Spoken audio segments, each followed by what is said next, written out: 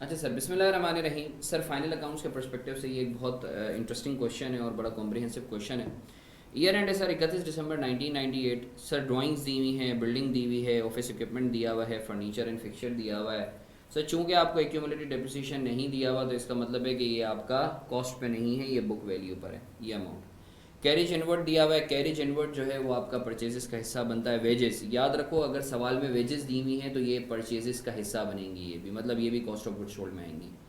Salaries दी हुई हैं, provision for bad dates दिया हुआ है, सेल्स दी हुई हैं, सेल्स रिटर्न दिया हुआ है, बैंक चार्जेस दिए हुए हैं, एनर्जीज दिए हुए हैं, रेट्स एंड टैक्सेस दिए हुए हैं, डिस्काउंट रिसीव दिया हुआ है, परचेजेस दी हुई हैं, बिल रिसीवेबल दिया हुआ है, ट्रेड एक्सपेंसेस दिए हुए हैं, सनरी डेटर्स दिए हुए हैं, सनरी क्रेडिटर्स दिए हुए हैं। स्टॉक दिया हुआ है 1 जनवरी 1998 का, मतलब साल के शुरू का। अगर ये डेट ना भी डालता तो भी हमें पता था कि ये ओपनिंग ही होगा। इंश्योरेंस एक्सपेंस दिया हुआ है, कैश एट बैंक दिया हुआ है, कैश इन हैंड दिया हुआ है, बेड डेट्स दिया हुआ है। सर ये बेड डेट्स कौन सा है? सर ये राइट ऑफ की बात कर रहा है, ठीक है ना? सही है सर। अच्छा सर, इसके बाद बोलता है following adjustments are to be incorporated in the book. Sir यही एडजस्टमेंट जो है वो आपने इनकॉर्पोरेट करनी है। बोलता है closing stock at 31 December 1998 was 587,800। Sir closing stock जो है 5,87,800 का है। फिर बोलता है charge of depreciation at 5% on building, 20% on office equipment and 10% on furniture fixture. Sir depreciation दिया हुआ है तो आपको पता है कि कौन सा स्केड्यूल बनाओगे? सर बुक वैल्यू वाला। एक तो आपको मैंने कॉस्ट पे बनवाया था, सही है, अगर आप रिकॉल करो, और दूसरा बुक वैल्यू पर बनवाया था। कॉस्ट पे जब हम बनाते हैं तो एक्यूमुलेटेड डेप्रिसिएशन ओपनिंग और एक्यूमुलेटेड डेप्रिसिएशन क्लोजिंग इसको अलग अलग दिखाते हैं, और कॉस्ट में से एक्यूमुलेटेड डेप्रिसिएशन को माइनस करते हैं तो हमारे पास आ जाता है बुक वैल्यू। मगर चूंकि हमारे पास ऑलरेडी बुक वैल्यू पर दिया हुआ है तो हम जो है direct book value opening minus depreciation expense और क्लोजिंग बुक वैल्यू आ जाएगी। बोलता है provision for bad debts at 5% of sundry debtors. Sir जो भी मेरा डेटर्स हैं उसका 5% जो है closing provision for bad debts maintain करना है। अब बोलता है sundry debtors include an item of 2500। Sundry debtors के अंदर एक आइटम है 2500 का, for goods supply to the proprietor.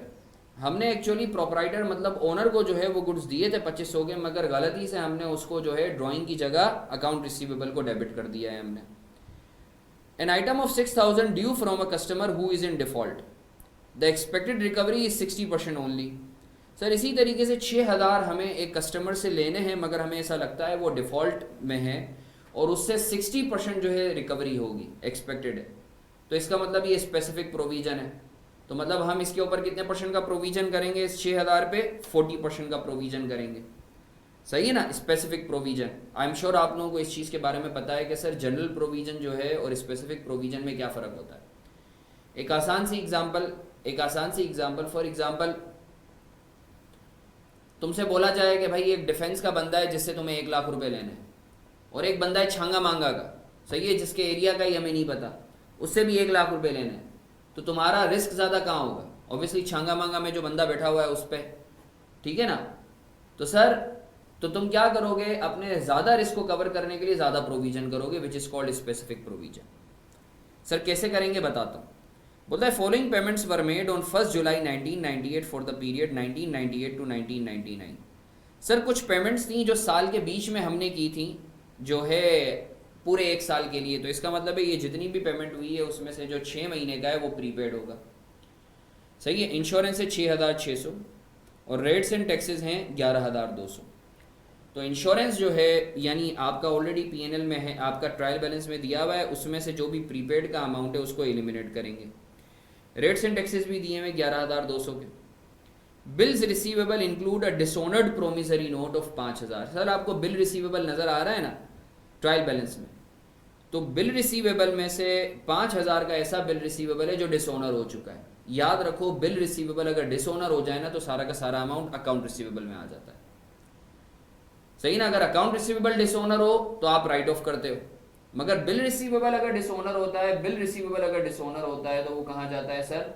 वो आपका अकाउंट रिसीवेबल में जाता है। फिर बोलता है goods valuing ₹10,000 were destroyed by fire and insurance company has admitted the claim of 7,500।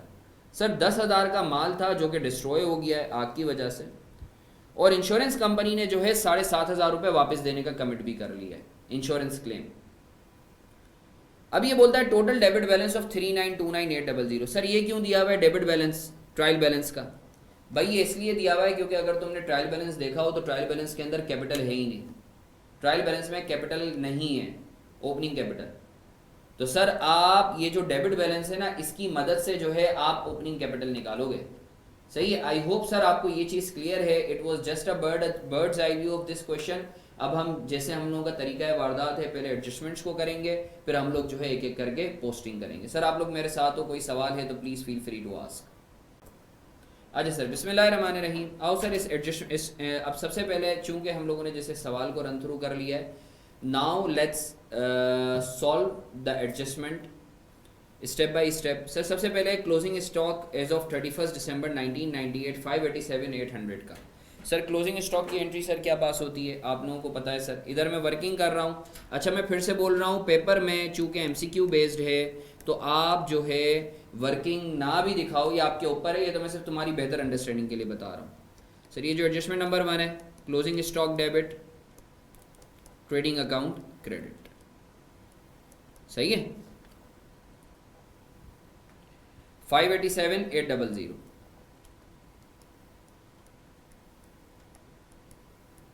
सही है। अच्छा सर अगर तुम इससे रिलेटेड अगर नीचे पढ़ो तो इससे रिलेटेड एडजस्टमेंट नंबर G जो है, A के साथ जो G है, वो बोलता है कि भाई ये जो स्टॉक था ना उसमें से 10,000 का स्टॉक जो है वो फायर की वजह से डिस्ट्रॉय हो गया है, सही है, डिस्ट्रक्शन हो गई है, डिस्ट्रॉय हो गया है। तो सर याद रखो ये जो लॉस है आग की वजह से, इज इट नॉर्मल और एबनॉर्मल? सर ये जो लॉस है दिस इज नॉर्मल और एबनॉर्मल? सर ये लॉस है तुम्हारा एबनॉर्मल लॉस। सर अब इधर देख लो बहुत गौर से, देख लो इधर बहुत गौर से, ये बहुत अहम चीज़ बता रहा हूं मैं जो तुम लोगों ने नोट करनी है, सही है ना। कि सर अगर तो ये एबनॉर्मल लॉस है जो कि अभी है, तो एंट्री क्या पास होगी, एबनॉर्मल लॉस डेबिट, और ये कहां चार्ज होगा, ऑपरेटिंग एक्सपेंसेस में। और तुम्हारा क्लोजिंग स्टॉक क्रेडिट कितने से सर, 10,000 से। मानते हो या नहीं मानते, ये 10,000 से लॉस हुआ है, ये G का 1 है। अच्छा सर अगर तो ये नॉर्मल होता, अगर तो ये नॉर्मल होता तो क्या होता, बताता हूं। अच्छा सर अगर तुम ये एडजस्टमेंट पढ़ो आगे थोड़ी सी, इस एडजस्टमेंट को देखो तो ये बोलता है कि भाई इंश्योरेंस कंपनी ने बोला है कि भाई आपका जितना भी नुकसान हुआ है उसमें से 7,500 हम कंपनसेट करेंगे आपको, मतलब एक तरीके से मेरी इनकम है। तो सर इसकी एंट्री क्या पास होगी, ये बहुत अहम चीज़ है जो काफ़ी लोग कंफ्यूज कर जाते हैं। इंश्योरेंस क्लेम रिसीवेबल डेबिट, सही है, इंश्योरेंस इनकम क्रेडिट या इंश्योरेंस क्लेम इनकम क्रेडिट, कितने से, 7,500 से। मानते हो या नहीं मानते सर? सिर्फ तुम्हारी नॉलेज के लिए बता रहा हूं, it has nothing to do with exam. Sir अगर तो ये if loss would have been normal, ये बहुत अहम चीज़ है, ये MCQ में भी आ सकती है, तो फिर क्या एंट्री पास होती सर? फिर आप नॉर्मल लॉस मतलब ट्रेडिंग अकाउंट में जो क्लोजिंग स्टॉक आ रहे हैं ना उसको कम कर देते, trading account debit, closing stock credit, सही है ना। अगर नॉर्मल लॉस होता तो ये एंट्री पास होती। मतलब अगर अभी एबनॉर्मल लॉस होगा तो तुम देखोगे जो P&L में क्लोजिंग स्टॉक आ रहा है मैं उसको तो उतनी अमाउंट से कर रहा हूं, मगर बैलेंस शीट वाले स्टॉक को कम कर रहा हूं एबनॉर्मल लॉस में, और P&L में अलग से 10,000 का लॉस दिखा रहा हूं। बट अगर तो ये लॉस नॉर्मल होता तो फिर मैं जो P&L में क्लोजिंग स्टॉक दिखा रहा हूं, सही है ना, उसको मैं कम कर देता, ट्रेडिंग अकाउंट पे हिट लेता। तो याद रखो एबनॉर्मल लॉस अगर होगा तो that would be charge in operating. Sir आपको कैसे पता चला एबनॉर्मल लॉस है? भाई आग लगी है यार, आग लगना हमेशा एबनॉर्मल ही होता है, ठीक है सर। सर ये नॉर्मल और एबनॉर्मल क्या होता है सर? नॉर्मल लॉस वो लॉस होता है जो नॉर्मल कोर्स ऑफ बिजनेस में होता है। फॉर एग्जाम्पल मुझे पता है अगर मैं 20 जूते बनाता हूँ तो उसमें से 2 जूते खराब ही निकलते हैं, मगर अगर लेट से 20 जूते आग लग गई, चोरी हो गए, दिस इज एबनॉर्मल, ठीक है ना। तो सर अभी हमने एंट्री बनाई है, ये एंट्री A और G को मैंने कंबाइन करके बनाया है, सही है। तो अब सर आगे बढ़ते हैं सर थोड़ा सा। नेक्स्ट बोलता है charge of depreciation at 5% on building 20% on office equipment and 10% on furniture and fixture. Sir इसका इम्पैक्ट भी मैं तुम लोगों को दिखाता हूँ, don't you worry, once we would move towards P&L and balance sheet तो मैं तुम लोगों को इसका वो भी बताऊंगा। सर स्केजुअल बना लेते हैं। सर क्या बनेगा, ओपनिंग बीवी, डेप्रिसिएशन रेट, ये डेप्रिसिएशन रेट डालना चाहो तो डालो, ये तो तुम्हारी आसानी के लिए मैंने जो है बना दिया। क्लोजिंग बीवी। सर जल्दी से बताओ कौन कौन से एसेट्स हैं आपके पास, जल्दी से बताते हो कौन कौन से एसेट्स हैं सर आपके पास। सर जल्दी से बताते हो कौन कौन से एसेट्स हैं सर आपके पास। सर आपके पास है building, office equipment, F&F। Building, office equipment, मैं शॉर्ट फॉर्म यूज़ कर रहा हूँ, आप लोग नहीं कर सकते। सर कितना आ रहा है, बिल्डिंग कितना है 5 लाख। सर ऑफिस इक्विपमेंट कितना है 285,400, 285,400।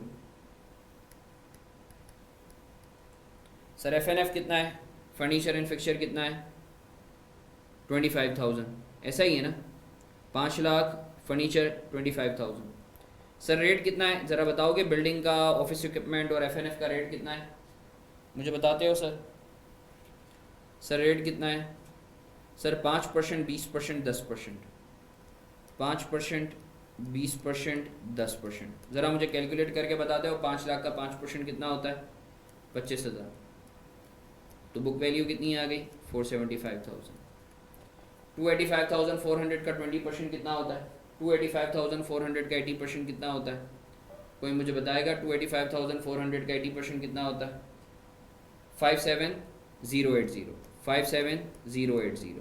तो मुझे नेट करके बताते हो, मुझे नेट करके बताते हो सर। 285,400 माइनस 557, 228, 320, ज़बरदस्त।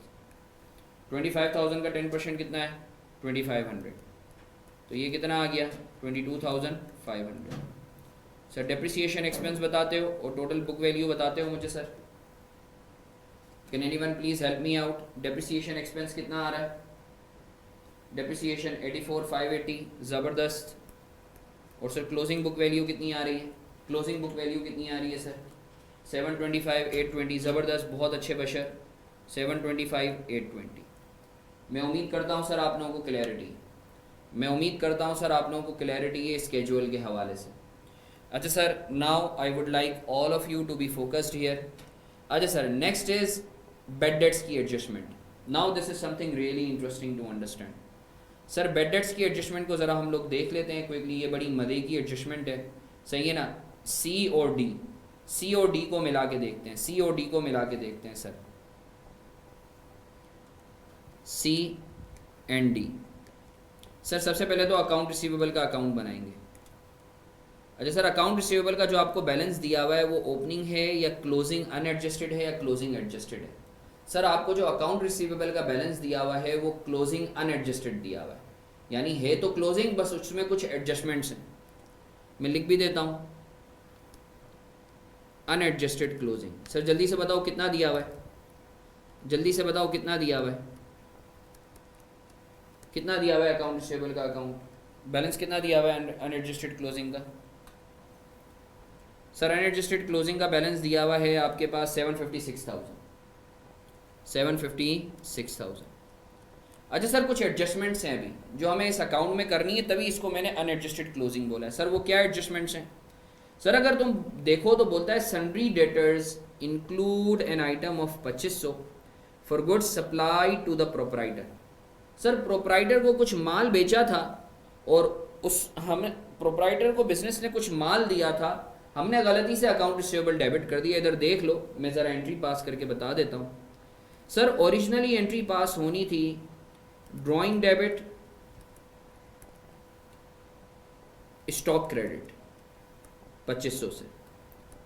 हमने गलती क्या की है, हमने ड्राइंग की जगह अकाउंट रिसीवेबल को डेबिट कर दिया है और स्टॉक के बारे में कुछ भी नहीं बोला, तो हम बुरा नहीं सोचेंगे। और सर रेक्टिफाइंग एंट्री अब क्या पास होगी, रेक्टिफाइंग एंट्री सर क्या पास होगी,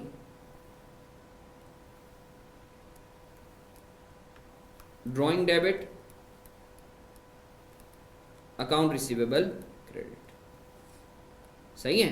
तो सर जब ड्राइंग का अकाउंट बनाएंगे तो ड्राइंग को हम लोग बढ़ा देंगे, मगर अभी अकाउंट रिसीवेबल को हम कम कर देते हैं। सही है सर, 2500 से। मैं उम्मीद करता हूं सर आप लोगों को क्लैरिटी। तो सर इस एंट्री का इम्पैक्ट क्या पड़ा कि आपका जो अकाउंट रिसीवेबल है वो आपका 2500 से कम हो गया।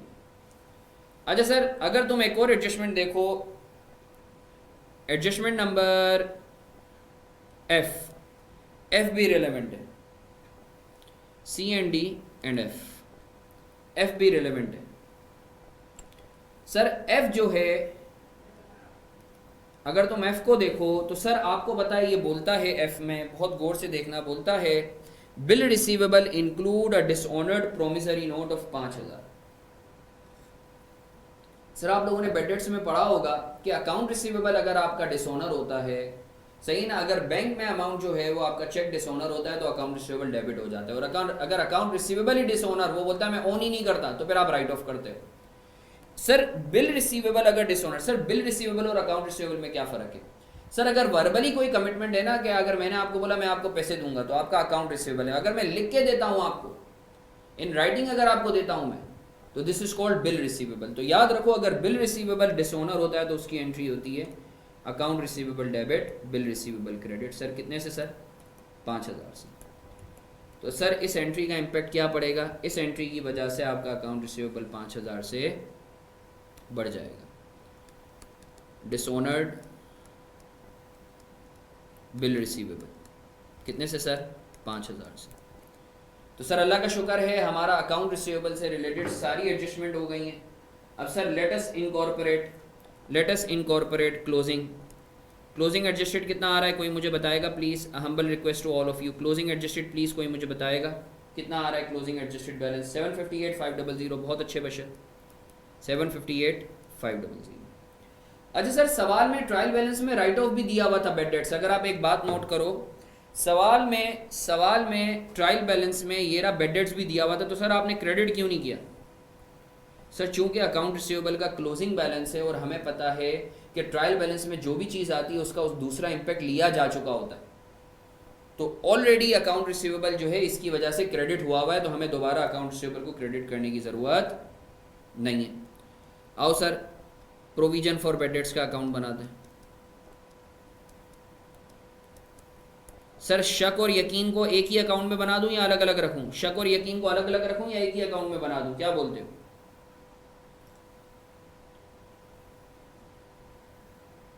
अच्छा सर, अगर आप सवाल में देखो तो ओपनिंग बैलेंस आपके पास कितना दिया हुआ है? सवाल में अगर आप देखो तो ओपनिंग बैलेंस आपके पास दिया हुआ है 39,400।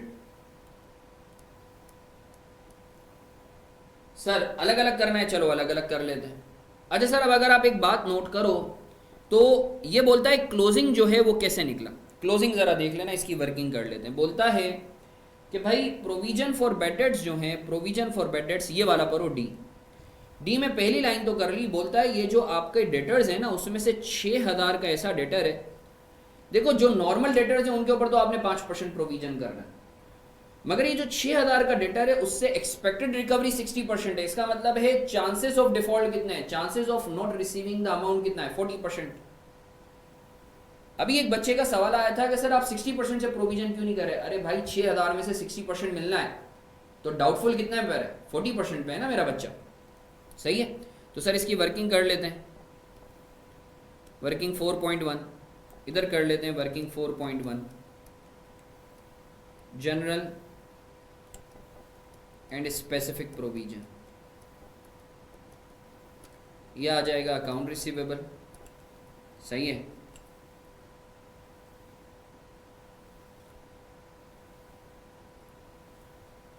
ये आ जाएगा आपका रेट और ये आ जाएगा आपका प्रोविजन।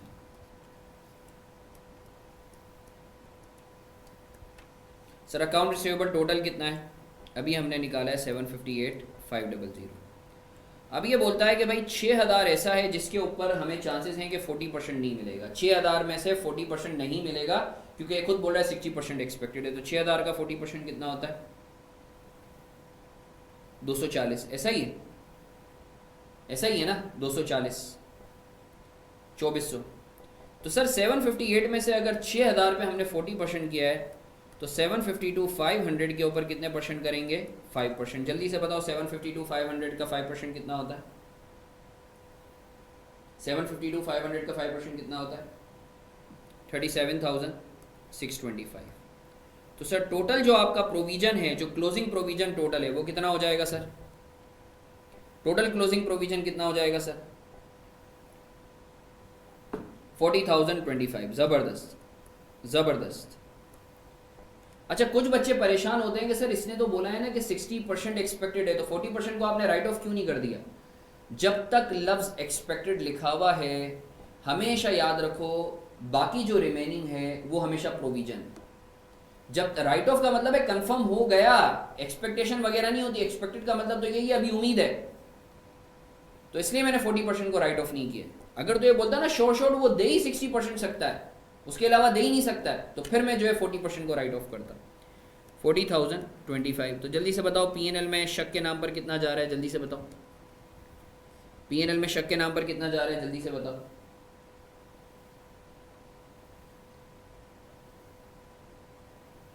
625। ज़बरदस्त। अच्छा सर ये शक के नाम पर है, अब एक काम करते हैं, मैं वो फिगर लिख देता हूँ जो पीएनएल में और बैलेंस शीट में जानी है quickly.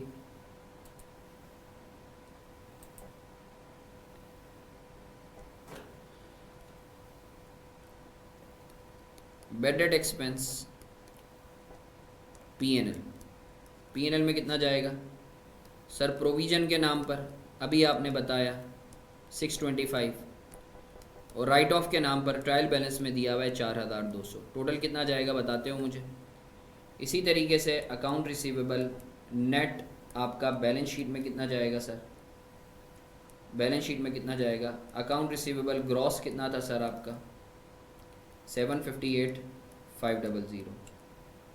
Closing provision for bad debt sir कितना है सर? 40,025। तो सर अकाउंट रिसीवेबल नेट कितना है सर? अकाउंट रिसीवेबल नेट कितना है सर? सर आपका जो पीएनएल में जाएगा वो जाएगा 4,825। सही है, और थैंक यू अस्मा। और जो आपका अकाउंट रिसीवेबल जो है वो शो होगा 7,18,475। मैं उम्मीद करता हूँ सर आप लोगों को क्लैरिटी है। तो सर देखते ही देखते अल्हम्दुलिल्लाह तुमने देखा कितना स्मूथली हमारी अकाउंट रिसीवेबल की वर्किंग भी हो गई, हमारी बैड डेट्स की भी वर्किंग हो गई। अब सर आगे बढ़ते हैं। अब ये बोलता है following payments were made on 1 July 1998 for the period 1998 to 1999। Sir ये कुछ पेमेंट्स हमारी हुई हैं सर, ये आखिरी एडजस्टमेंट है हमारी। सही है सर, बोलता है कुछ पेमेंट्स हमारी हुई हैं। सही है, इधर देख लो, इधर मैं लिख भी देता हूँ सर। एडजस्टमेंट नंबर कौन सी? एडजस्टमेंट नंबर ई।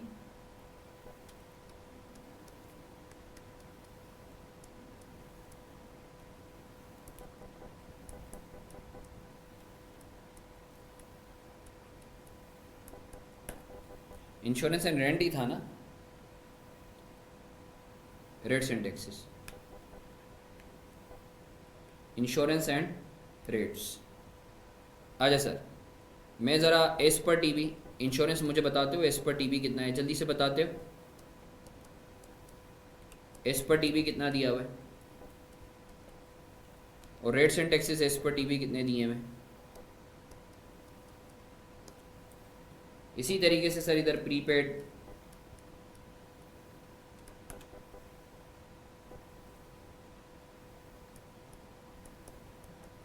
और ये नेट एक्सपेंस आपका आ गया। जल्दी से बताओ एस पर टीवी कितना दिया हुआ है सर? इंश्योरेंस दिया हुआ है 9,800, और रेट्स एंड टैक्सेस दिए हुए हैं आपके 16,800। मानते हो या नहीं मानते? अच्छा सर, अगर तुम एडजस्टमेंट पढ़ो तो एडजस्टमेंट में ये बोलता है, देखो हमारा साल जो ख़त्म हो रहा है, this is actually the closing is 31 December, but ये बोलता है कि हमने 1 जुलाई को एक पेमेंट की है। 1 जुलाई को पेमेंट की है हमने एक साल के लिए, 1999 30 जून तक के लिए। तो इसका मतलब ये है कि अगर मैं 31 दिसंबर पर खड़ा हूँ तो 6 महीने का ऐसा हमारी पेमेंट है जिसके मज़े हमने नहीं लिए हैं, और वो है प्रीपेड। सही है ना? तो सर 6,600, सर ये जो 6,600 का फिगर है क्या ये ट्रायल बैलेंस में शामिल है? जी सर बिल्कुल शामिल है, बिल्कुल शामिल है। तो सर ये 6,600 पूरे साल का था, आपने जो अभी तक मजे लिए हैं वो 6 महीने के लिए हैं, बाकी 6 महीनों का बेनिफिट आपने लेना है, तो ये प्रीपेड है, तो मल्टीप्लाई बाई 6, जल्दी से बताओ कितना आता है, 3,300। और आपको पता है प्री पेमेंट जो है वो अपने एक्सपेंस को कम करती है, तो जल्दी से बताओ 9,800 था, 3,300 की प्री पेमेंट की वजह से कम हुआ, तो नेट एक्सपेंस कितना आ गया। इसी तरीके से रेट्स एंड टैक्सेस जो हैं सर 11,200 थे पूरे एक साल के, मगर सर आपको पता है 6,300 सही है, बहुत बहुत शुक्रिया सर। 11,200 थे एक साल के, उसमें से 6 महीने के बेनिफिट तो आपने अभी लेने, ऐसा है या नहीं है। तो सर आप क्या करोगे, वही तरीका वारदात रखोगे जो यहाँ आपने किया है सर। 11,200 तकसीमन 12 ज़रबन 6, तो कितना आता है सर, 6,500। नहीं 6,500 नहीं आता भाई, 6,500 नहीं आता, 5,600 सही है। रेट्स एंड टैक्सेस 5,600, तो जल्दी से बताओ सर 16,800 माइनस 5,600 कितना होता है, 16,800 माइनस 5,600 कितना है सर,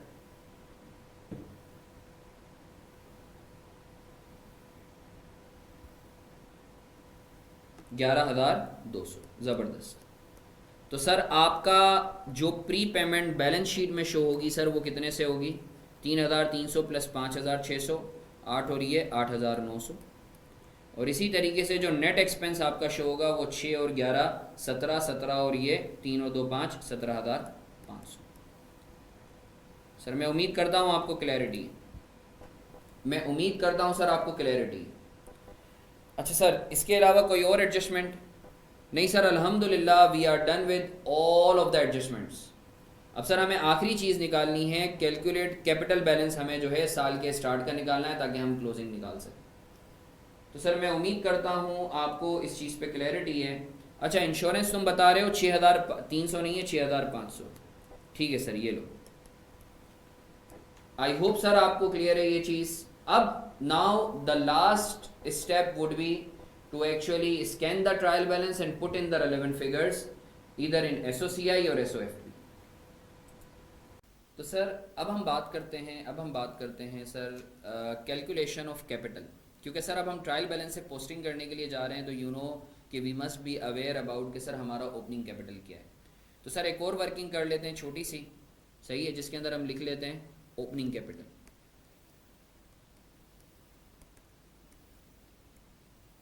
सही है ना। अच्छा सर ये चीज़ this is something really important which you need to understand. Sir अगर तुम्हें ट्रायल बैलेंस दिया हुआ हो तो तुम्हें पता है ट्रायल बैलेंस की इक्वेशन क्या होती है, asset plus expense is equal to income plus liability plus capital. अगर तुम्हें एसेट और एक्सपेंस को मैं बोलता हूँ डेबिट साइड, और ये जो होती है आपकी होती है क्रेडिट साइड। अब मज़े की बात ये है कि तुम्हें जो है डेबिट साइड दी हुई है, डेबिट साइड कितनी दी हुई है सर, डेबिट साइड आपको सवाल में दी हुई है 3,929,800, 3,929,800। तुमने इसमें से क्या करना है, तुमने इसमें से आई इनकम और एल माइनस करना है so that you can arrive at C, ऐसा ही है। तो सर मैं इधर लिख देता हूँ डेबिट बैलेंस कितना है आपका सर 3,929,800 लेस, अब आपने मुझे बताना है सर कौन कौन सी इनकम है या कौन कौन से कॉन्ट्रा एसेट्स हैं और लाइबिलिटीज़ कौन कौन सी ट्रायल बैलेंस में। सर सबसे पहले तो ड्राइंग डेबिट साइड पर आता है, building office equipment furniture no, wages no, salaries no, provision for bad debts, yes sir provision for bad debts आपके कॉन्ट्रा हैं, इसको माइनस करेंगे। क्रेडिट साइड पर आता है ना ये 39,400, सही है। अच्छा सर इसके बाद sir provision for bad debts, sales भी माइनस करेंगे 1,824,600, 1,824 जी आयशा 1,824,600 ये भी माइनस करेंगे। अच्छा सर इसके बाद क्या माइनस करेंगे सर सेल्स रिटर्न नहीं डेबिट साइड पर होता है। इसके बाद जो है तुम्हारा बैंक चार्जेस नहीं, एनर्जीज, डिस्काउंट रिसीव्ड 2,400 ये भी माइनस होगा, discount received 2,400, discount received 2,400, discount received 2,400। जो भी आपके इनकम या कॉन्ट्रा एसेट अकाउंट हैं या लाइबिलिटी हैं वो आप माइनस करेंगे, सर परचेज नहीं, बिल रिसीवेबल नहीं, ट्रेड एक्सपेंस नहीं, सन्ड्री डेटर्स नहीं, sundry creditors, sundry creditors sir कितने हैं 243,400, 243,400। अच्छा सर इसके बाद सर स्टॉक नहीं, इंश्योरेंस नहीं, बेड डेट्स नहीं, सर कोई और आइटम? मेरे ख्याल से सर सारे आइटम ले लिए। सर ज़रा नेट करो जल्दी से बताओ कितना आ रहा है सर। सर इन सब को नेट करो तो जल्दी से बताओ कितना आ रहा है। ओपनिंग कैपिटल कितना आ रहा है सर, मुझे बताते हो सर? ओपनिंग कैपिटल कितना आ रहा है सर? मैं कर दूं? चलो मैं कर देता हूं आप लोगों के लिए। 39,400 प्लस 1,824,600 प्लस 2,400 प्लस 243,400, तो ये हो गया 21,09,800। ये टोटल आपका जो है क्रेडिट है एक्सक्लूडिंग कैपिटल। अगर 39,29,800 में से 21,09,800 माइनस करते हैं तो मेरा कैपिटल आ जाता है 1.82 million, 1,820,000। This is my opening capital. ठीक है बच्चों, this is my opening capital, this is my opening capital. तो sir now after the calculation of capital, now let's move on to development और preparation of SOCI and SOFP. Answer बताते रहो। अच्छा sir बिस्मिल्लाहिर्रहमानिर्रहीम। Sir let's quickly solve, line by line चलते हैं। Sir सबसे पहले हमारे पास वही तरीका है वारदात, सर लाइन बाय लाइन चलेंगे और जो भी एडजस्टमेंट होगी उसको साथ साथ करते हुए जाएंगे। सर ड्राइंग है 129,600, हमें पता है सर ड्राइंग कहाँ शो होती है? सर बैलेंस शीट में शो होती है। सही है, तो बैलेंस शीट में गए सर, ड्राइंग 129,600, मगर आपको पता है सर, याद है ना 2500 हमें यहाँ ऐड करना था, तो सर 2500 ऐड करेंगे क्योंकि अकाउंट रिसीवेबल में हमने गलती से डाल दिया था। तो सर कितना आएगा 129,600 प्लस 2,500 कितना आता है सर? 132,100। ज़बरदस्त, लाइन बाय लाइन चलेंगे। सही है। अच्छा सर इसके बाद sir building, office equipment, furniture and fixture, अल्हम्दुलिल्लाह सर इसकी तो हमने एक बड़ी ज़बरदस्त सी वर्किंग की हुई है।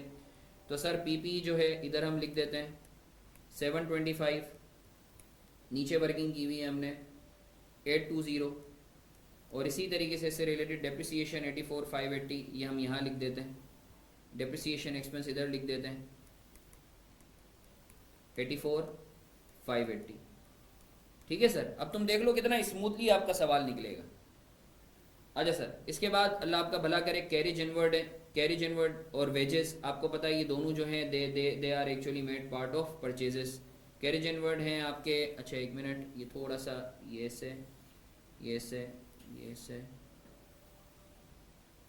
और ये, ठीक है। कैरेज इनवर्ड और वेजेस 87,400 और 429,400। कैरेज इनवर्ड 87,400 और अल्लाह आपका भला करे वेजेस। अच्छा सर वेजेस एंड सैलरीज लिखा हुआ हो, फिर क्या करेंगे? वेजेस का तो आपने बताया परचेसेस में लेंगे, अगर वेजेस एंड सैलरीज साथ दिया हुआ हो तो फिर भले ऑपरेटिंग एक्सपेंसेस में ले लेना 429,400। ठीक है सर। अच्छा सर इसके बाद क्या आ रहा है सर? सर इसके बाद है आपका सैलरीज। सैलरीज आपके ऑपरेटिंग एक्सपेंसेस में जाएंगे 93,400। Salary expense 93,400। ठीक है।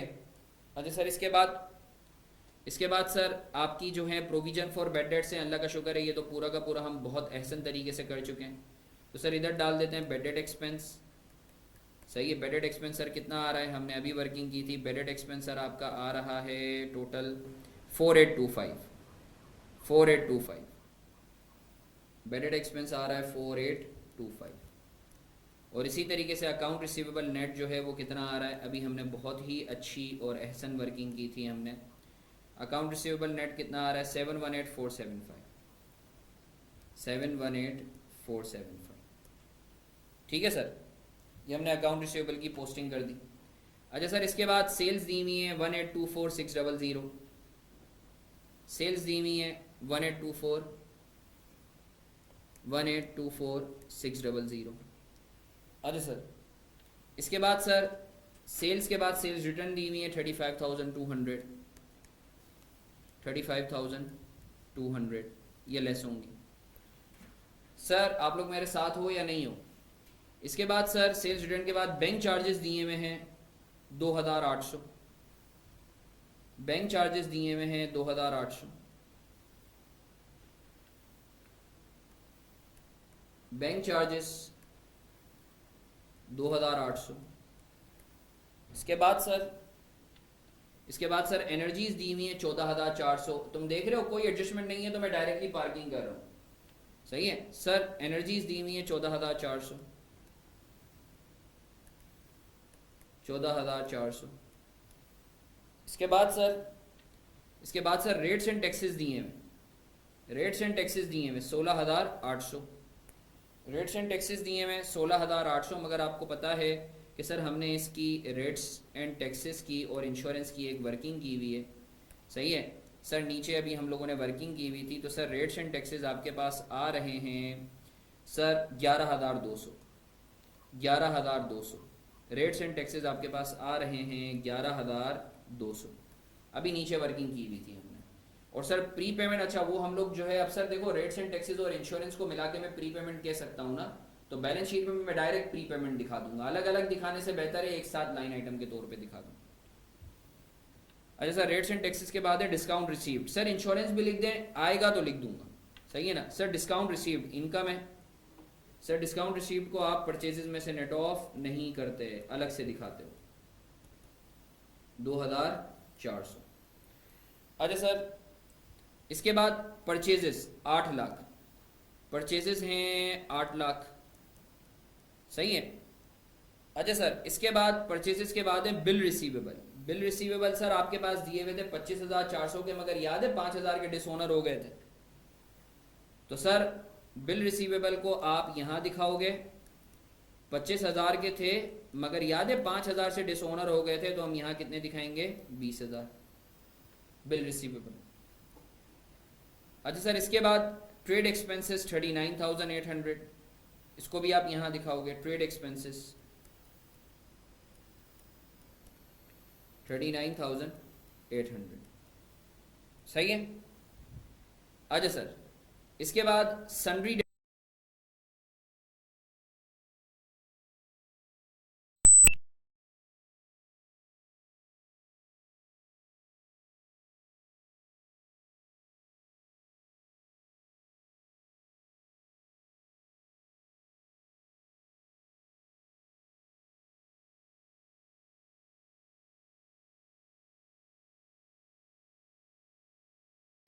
क्विकली सर हम लोग आगे मूव ऑन करते हैं। सर सन्ड्री डेटर्स तक हमने कर लिया था। सन्ड्री क्रेडिटर्स जो हैं सर आपके 243,400 से आपके कहाँ चार्ज होंगे sir? Sundry creditors account payable 243,400 आपके बैलेंस शीट में चार्ज होंगे। सर कोई एडजस्टमेंट तो नहीं थी ना सन्ड्री क्रेडिटर से रिलेटेड? नो सर कोई एडजस्टमेंट नहीं थी। इसके बाद है स्टॉक 4,02,400, ओपनिंग स्टॉक है 4,02,400, ये मैंने पीएनएल में लिख दिया, सही है सर। इसके बाद सर इंश्योरेंस एक्सपेंस दिया हुआ है 9,800, मगर आपको पता है एडजस्टमेंट थी जिसकी वजह से 6,600 रह गया था इंश्योरेंस एक्सपेंस। नीचे वर्किंग की हुई है हमने प्रॉपर, याद है ना इंश्योरेंस एक्सपेंस की, ये रही वर्किंग, ये रही 6,500, 6,500। और सर मैं प्रीपेड रेट्स एंड टैक्सेस और इंश्योरेंस प्री पेमेंट को एक ही लाइन आइटम के तौर पे लिख रहा हूं, pre payment.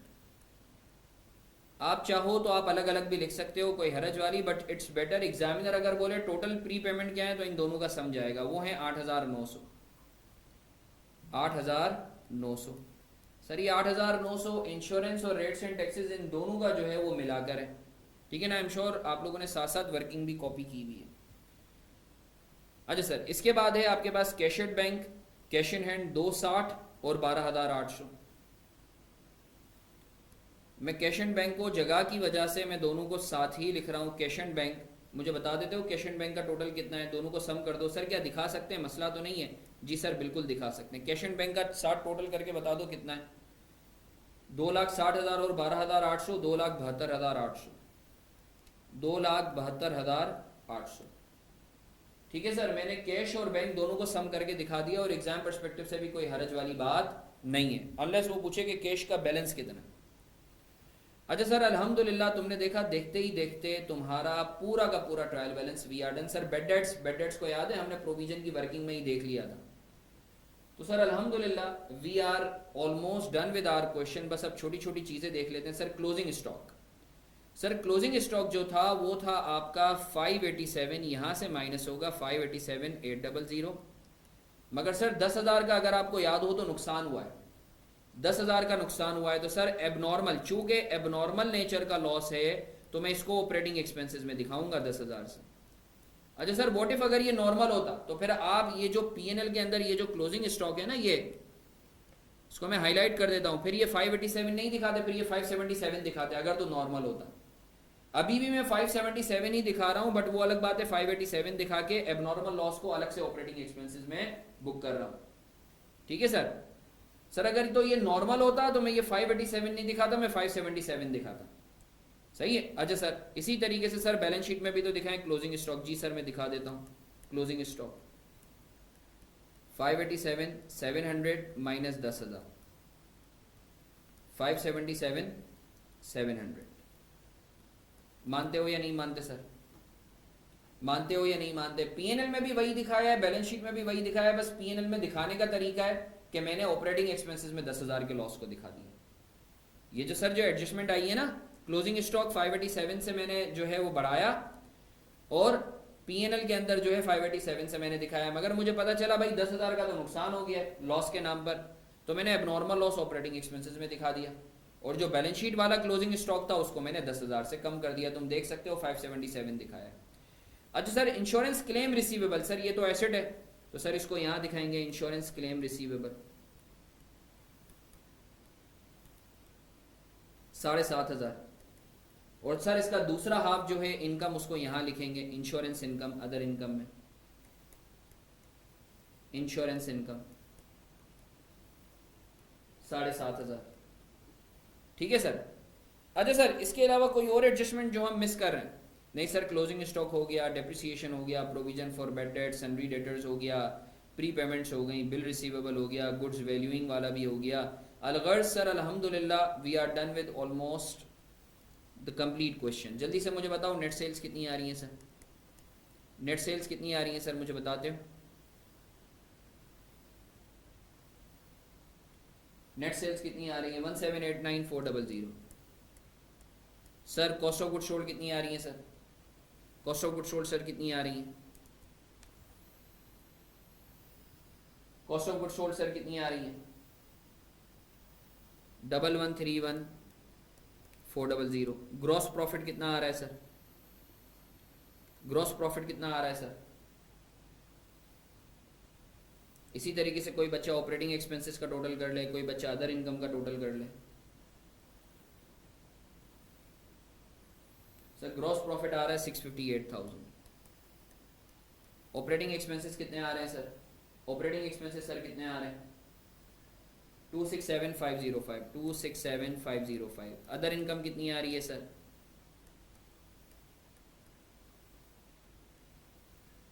9,900। Sir net profit कितना आ रहा है? ए माइनस बी प्लस सी। नेट प्रॉफिट सर कितना आ रहा है sir? 4,395 net profit sir. Sir net profit को उठा के मैंने यहाँ डाल दिया 4,395। सर ओपनिंग कैपिटल अभी हमने निकाला था, ओपनिंग कैपिटल अभी हमने नीचे वर्किंग में निकाला था 1.82 मिलियन, अभी निकाला था ना 1.82 मिलियन, 1.82 मिलियन। तो सर जल्दी से मुझे बताएंगे क्लोजिंग कैपिटल कितना है सर? क्लोजिंग कैपिटल कितना है सर? मैंने यही तो लिखा है 577,800। Okay, I am sorry 577,800। Sir मुझे जल्दी से बता दें कितना आ रहा है? क्लोजिंग कैपिटल कितना आ रहा है सर? 20,88,295, 20,88,295। और करंट लाइबिलिटीज़ का आप सबका सम करके बताएं आपकी टोटल इक्विटी एंड लाइबिलिटी कितनी आ रही है?